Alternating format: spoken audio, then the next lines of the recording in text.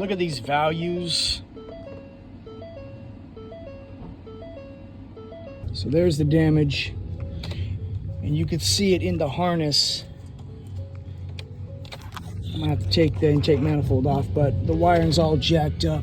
It got smashed in there and chafed, jacking it all up. So you may be able to call that a needle in a haystack. It's been like that for a while. So again, up under the intake manifold, unlay the harness. You look for anomalies. That was chafed and torn. So again, I'm here pulling on it here, and I'm getting a reaction. So it kind of points in that direction. So I'm gonna fix that wire, and then I'm gonna hold off and putting it back together. I'm gonna be able to see some actual values. So I've routed it, wrapped it, insulated it. We're good. I believe what happened is that they, I can only assume, but this harness has clips already on it. Some were still on the engine and then also on the harness. So that makes me think that they used the original harness, and then because it wasn't secured, it got smashed. So anyways, going back together. So this one is a perfect example of why you paid the diagnosis. Used throttle body installed. They replaced the accelerator pedal assembly because it has the sensor on it. And then they replaced the camshaft sensors on that bank too. So we've resolved that single wire that was broken. Faults were cleared. And now we're going here and we're rechecking for faults. This one takes a little bit of time to pull through. Ford's kind of lazy like that. It takes time to see.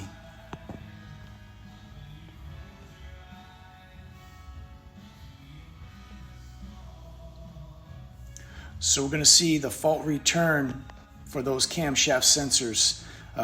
Bank 2, sensor 2, it's going to be a circuit fault. So it's going to be a vehicle with 2 problems.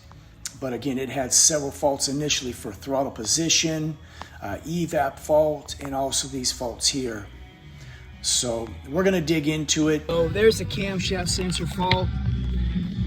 Nice wire repair, but the colors are different on the connector as opposed to what's on the engine harness.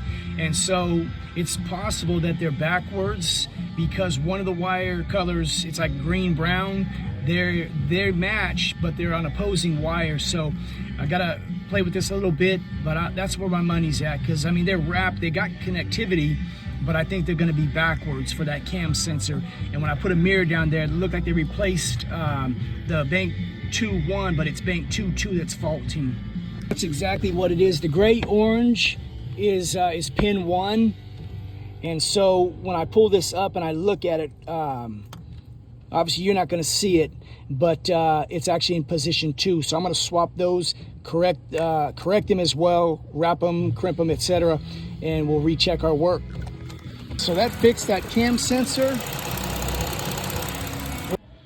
So this is just a quick example of what you need in order to diagnose these vehicles. There's my throttle body, signals. I can highlight them. I can go over to the module. I can see what they represent. You get that in frame. Throttle positions.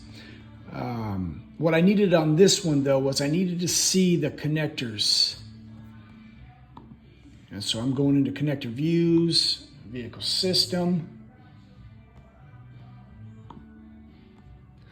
Let's try index. That's not going to be helpful for, so you just gotta, think outside the box sometimes. Let's do bank 2 camshaft sensor. Let's see what pops up.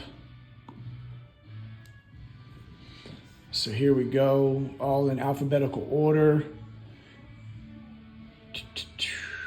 Camshaft, there we go. Bank 2, sensor 2, and so we're looking for the same engine. And so you get something like this that lets me know. This one is backwards in terms of bank 1 is typically on the driver's side for domestic engines. But camshaft position, bank 2, sensor 2 is going to be out here. So this gave me an idea of where I was looking for that fault that returned. And sure enough, you've seen the wrapped, basically they just twisted the wires together, electrical tape, and that might have been sufficient for a while, but they had them backwards. So going to the diagram, what's helpful about the diagram is that I can see wire colors. And if you can't see that stuff, you know, you're basically a fish out of the water.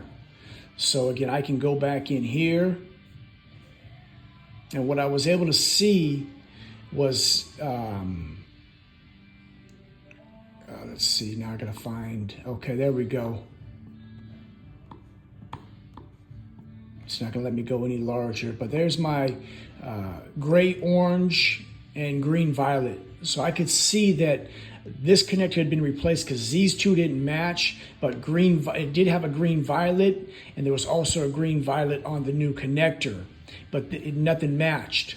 So I corrected that, and we were all good. So you need resources like this to be able to diagnose these vehicles. Otherwise, again, you fish out of water, good luck. Or you need a known, the same vehicle to compare. So this is going to be most beneficial to you. This cost me $230 a month for this subscription and an add-on for invoicing that's useless to me. But you need this. So hopefully this is helpful.